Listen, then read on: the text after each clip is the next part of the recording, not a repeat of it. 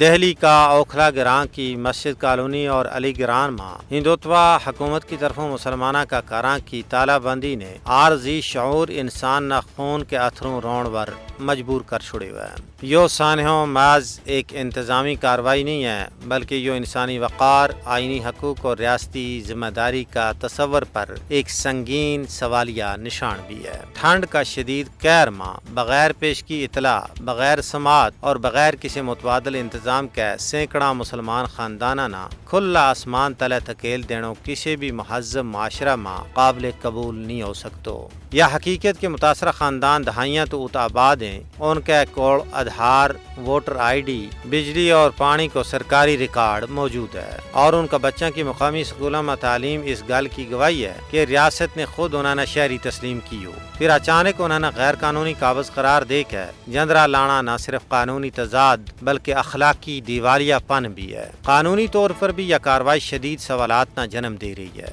بھارتی آئین کا آرٹیکل 14 اور 21 شہریانہ برابری اور باعزت زندگی کو حق دیں۔ سپریم کورٹ کا فیصلہ واضح کریں کہ بحالی کے بغیر بے دخلی زندگی کا حق کی خلاف ورزی ہے، خصوصاً جب معاملہ عدالتہ میں زیر سماعت ہوئے۔ اس لوگ جماعت دینے والی ٹھنڈ ماں سوانیاں، بچاں، بزرگاں اور بیمارانہ بے یارو مددگار چھوڑ دینا قانون کی روح کے منافی ہے۔ یہ معاملہ صرف زمین کی ملکیت کو نہیں ہے بلکہ ریاست کی ہندوتوا سوچ کو ہے۔ پرانی انتظامی الجھنانہ جواز بنا کے سخت ترین اقدامات کرنا، وہ بھی ایک مسلم اکثریتی بستی میں اس تاثر نہ مضبوط کریں کہ مودی کا بھارت میں مسلمانوں کو جینا مشکل ہی نہیں بلکہ ناممکن ہوگی ہے۔ ضرورت اس امر کی ہے کہ انصاف پسند دنیا بھارتی فرعونیت کو نوٹس لے تاکہ اس سے سکتی ہوئی انسانیت نہ سہارا دیتو جا سکے۔